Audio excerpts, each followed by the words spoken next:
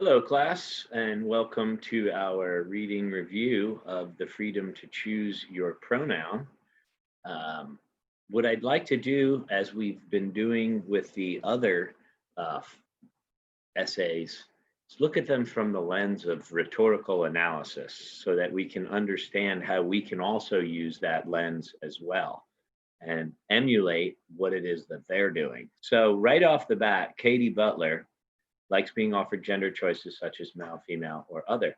Once again, you're bringing in an example of someone who has an ethos, right? Unlike the Storm essay, this is doesn't have to really deal with a parent's decision. This has to deal with young adults and their own decisions themselves. Storm is, it's the parents that made the decision. So Storm really didn't make any decisions about whether or not Storm was going to be told Storm's biological sex. So this is more dealing, right? Notice how it's after curfew is the section of the New York Times that it appears in, which is an interesting phrase, um, phrasing, I should say. So a few weeks ago, Katie Butler updated her status on Facebook with an enthusiastic shout out for Google Plus, the social network's latest rival. Oh my God, Google, I love it. I was signing up for Google Plus and they asked me my gender and the choices were male, female, or other. Oh, yay, Google. Okay, so right off, it starts with an anecdote, just like I suggest that you all use anecdotes in your writing and invoke your ethos. If it's a personal anecdote or if it's an observation or something you read, make sure you choose a source that has that authority and credibility.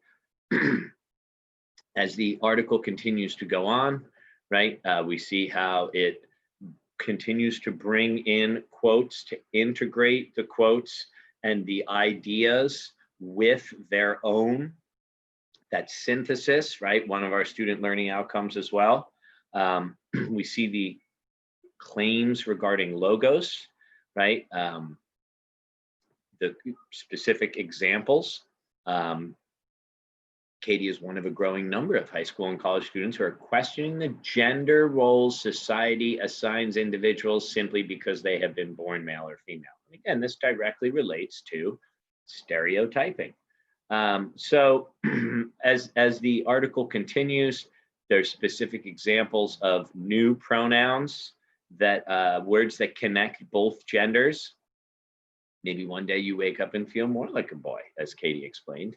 So I think that there's some really specific examples here of how these pronouns, right? Hence the title, the freedom to choose your pronoun, is what the argument is focusing on, as opposed to pronouns being assigned to you because of biological gender, which again would be stereotyping to assume that all people that are biologically X or biologically Y, right, fulfill not only that gender identity, but want to be referred to by those pronouns. So now again, we have sources, right? Credible sources, specific quotes, more examples, right? New adjectives young people use to describe themselves. Remember, adjectives modify nouns. They answer the question, what kind? So what kind of person? What kind of identity?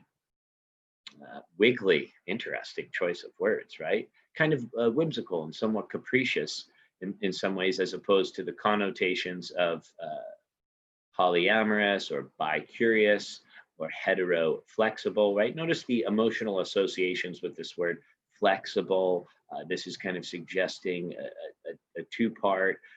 Amorous means love, right? So each of these words kind of has its own emotional associations associated with them. The semantic variations are part of a nascent effort worldwide to acknowledge some sort of neutral ground between male and female starting at the youngest ages, right? And then they give a specific example. And again, I think this could relate to the storm situation. And I like how by referring to the children as friends, a lot of times you'll notice on like television and in movies, especially on sitcoms, someone will enter the room and be like, "What's up, guys?" Again, should it rather be hello folks, hello friends?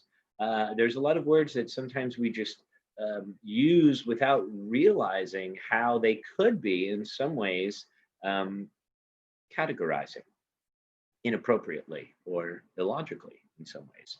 I know personally, when I'm teaching in the classroom, I really try and use folks because for years, as I've said, I'm 45. Years ago, people would refer to a group, hey guys, what's up, guys? And they didn't literally mean what's up, male people. It was just a term. But when we think about it now, uh, it does have a specific connotation to it. And I try to say folks or fellow Bartolaters. If you take my 200 level class, a Bartolator is a lover of Shakespeare. Anyway, friends, folks, things like that. So I think these examples are very specific to avoiding this gender specific pronoun idea, and that's what this is all about. It's about language, it's about culture. um, so the example of the new passport guidelines, um, the various clubs and networks within school communities, right? Again, this is very, very relevant, very, very applicable. You'll see my pronouns in my little, Bitmoji circular thing on Canvas when you get emails from me as well. So I think it's really important that people are able to express themselves in this way. And I think that this essay, once again, notice how we kind of always want to repeat the point, review the support, and reflect on the bigger picture in the conclusion. Remember, I always say in the conclusion, focus on the 3 R's: repeat, review, reflect. Here, right, they repeat their point about the pronouns, they review their support, and they use Lowen Tran, right? An example, invoking Lowen's ethos. If I don't state my PGPs, people assume I'm a she, her, hers from my high-pitched voice, said Lowen, who is president of the Gay Straight Alliance at his high school in Charlotte, North Carolina, when told that because of the nature of his name and the fact that the interview was being conducted over the phone, I now actually had no idea if Lowen was born a boy or a girl. Lowen replied, awesome. Thank you for listening.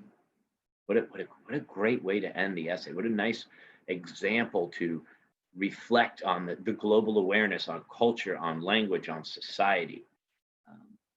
Quite the argument. I hope you enjoyed this video, and thanks for watching. Thanks for listening. Let me know if you have any questions, as always.